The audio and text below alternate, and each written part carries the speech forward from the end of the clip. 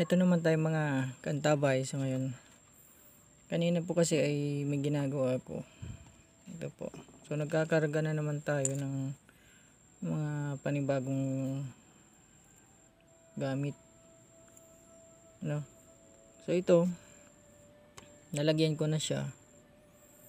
So ngayon, ang gagawin ko ay nagkakarga ulit ako ng panibagong karga. Sa garapan na pandepensa. Particularly po yung mga buntis. Ito, mas magaganda itong mga ganitong kasa. So malalaman mo talaga. At ito'y nasubukan na. Ng ating, yung pinagbigyan ko, nasubukan niya na talaga. Ay dito sa akin wala naman ganun kasi wala ayunil dito sa akin. Mga aswang. Alam naman ang mga aswang ang target niya lang naman yan, mga buntis. So ayan, ngayon nagkakarga ulit ako ng mga panibagong kasa na mapapakinabangan ng ating mga kaibigan. So yung kung napanood yung iba ang nakaraan kong mga video o mga ito po yun. So nalaman ko na ito pala yung kumukulo. So kumuha ko ng ito yung kahoy na Santa Catalina at saka yung ito yung mga ugat niya, mga kantabay. So kumuha tayo at ito sa loob meron ng kahoy na naging bato. So linagyan na natin yan at iba pang sangkap. So ngayon itong isa tinatapos ko lang. So ilalagay natin ito yung kahoy na naging bato. So yan. So lang natin, naglalagay lang tayo kung kasya lang po sa bunganga ng nitong nagarapan natin.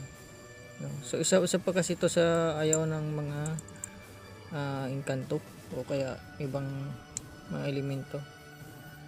So itong mga linulusot ko dyan, may mga usal na po yan na dasal para mas lalo po siyang mabisa. So ito po kasi yung ibang kahoy ay aangat sa tubig. Ito hindi ito umaangat sa tubig. Tinesting ko siya. Ito lubog sa tubig kahit maliit lang.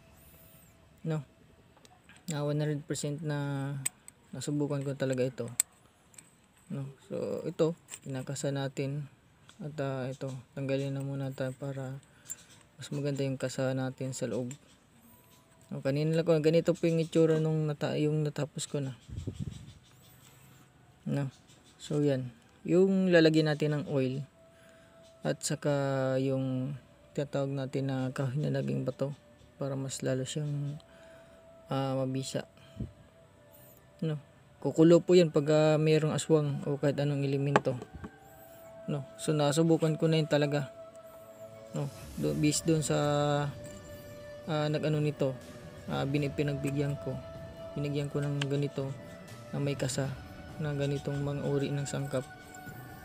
100% legit. Saka pinahid lang ng konti doon sa buntis, yun tumigil na yung pananagit ng tiyan. Kasi tinignan kasi nung merong talagang karga yung buntis, na aswang yung buntis.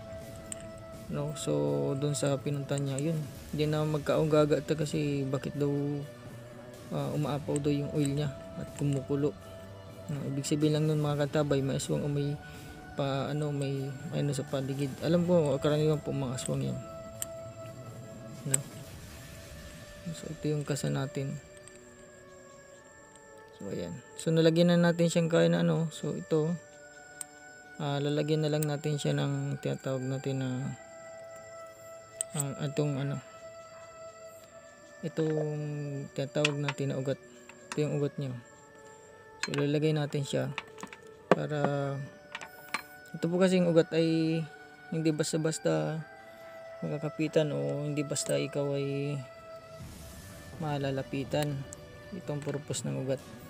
ng Santa Catalina. Saka pati mga kantabay, mabango yung oil nito, gawa ng pag nilagay mo itong ugat ng Santa Catalina, saka yung niya, yung kahoy niya ay parang siya, amoy mani, mani, peanut, yung amoy ng oil niya, at hindi yun nagbabago mga kantabay, kahit ilang taon na hindi nagbabago yung amoy niya. So yan, ilagyan na natin siya. Sino kaya ang masorting? Babagyan natin ito, yung malapit lang dito. So ito po kasi pinapakita ko lang, hindi naman po sa pagmamalagay, sinishare ko lang para yung iba naman ay magkaroon po ng idea kung sakaling makakuha ng Santa Catalina Lewis. Pero hindi po basta ang pagkukuha ng Santa Catalina, may mga bantayan, po. Kung makakuha ka man, basta ka lang basta ka lang kukuha, kasi may tinitingnan dyan dapat ay may ikatlong mata ka hindi ka basta mangunguha, kasi may mga dahon kasing hindi dapat kunin at pwedeng kunin, hindi basta ikaw makakuha ng ganito, kung wala kang nalalaman about sa spiritual, kasi mahirap na baka ikaw yung balikan ng nagbabantay nito, so yan lang po ang i-share ko sa inyo, so para naman safe po kayo, kung napadaan lang po kayo sa munting channel ko, please subscribe, like and share para makatulong naman po tayo sa iba. Don't skip po ads, para po malaking tulong po yan sa ating munting channel. Po. So yan, so linagyan ko na lang siya ng talandro ni Inang Laging Sex Lolo. Ikaw yun po bahala kung lalagyan mo, hindi, depende po yan sa inyo. At ito naman, lalagyan na lang natin ng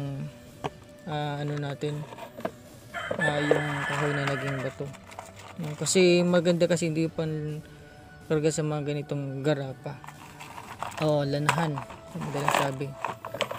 Ito kasi nagagawa na kasi bantay ito sa aking bahay in case na wala naman ako, at least makikita nung taong maiiwan sa bahay na kumukulo yung tinatawag natin na garapa o yung oil sa loob ng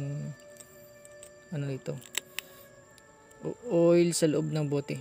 Ibig sabihin alerto siya kasi siyempre may panganib sa paligid, yun ang ibig sabihin nun. So hindi mainit yan, kasi ibig sabihin kumukulo hindi mainit. Yung nakakaintindi lang po nito about sa ganitong mga usapin, welcome po sa ating channel. So dagdagan lang natin para magkaroon naman siya ng kakayanan pa, maliban lang sa so pwede din ito pang hilot, kahit pambata pang wala po tong walang bawal po dito, walang problema, kasi kalikasan po ito. Mas mainam kung madasalan niyo, mas maganda, mas mabisa. Kahit makakalimutan yung madasalan, okay lang, walang problema, kasi kalikasan po ito, kaloob sa atin. Ayan. Mahilig po kasi ako nito mga kantabay maggawa. Naaral ko talaga ang mga ganitong mga gawaan. So yan. Yan natin. Kasi ito kasing kahoy na naging bato mga kantabay is talagang subok ko na ito. Sa gamutan, Nakatulong din ito sa mga elementong naglalagay ng sakit. Kaya nagbibigay din ito ng tinatawag natin na seguridad din.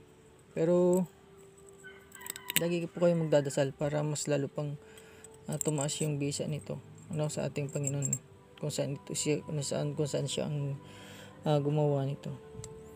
So okay na yun mga kantabay. So yan. So next naman, ito na yung pinakita ko yung kaninang nakuha natin na Santa Catalina leaves. Yung sinasabi nilang kurutan. So ang paliwanag ko lang, yung itong kabalkunat ng ito, pampatibay, para sa mga buntis. Maganda ito, panghilot sa tiyan kung sakaling nahilab. At kumukulo rin ito pag nalagyan ito ng oil. Any kind of oil po, basta sa nyug lang. Kahit i-divernasan to, oil sa okay lang, walang problema. Oil lang po sa nyug pala, hindi pala kahit oil lang sa nyug, huwag lang yung pangluto, no? Basta oil o kaya olive oil, mas maganda. So lalagyan nyo lang siya at dasalan nyo lang para mas lalo pa siyang tumindi yung bisa, no? Maraming pa salamat ang tabay sa pagtutok. So ayan po yung mga na-share ko sa inyo. So ayan, at itong isa, napakatitindi po yan, makasapong yan, talagang subok na. So yan, at po tayo mga katabay, at God bless po, at marami pong salamat sa panonood.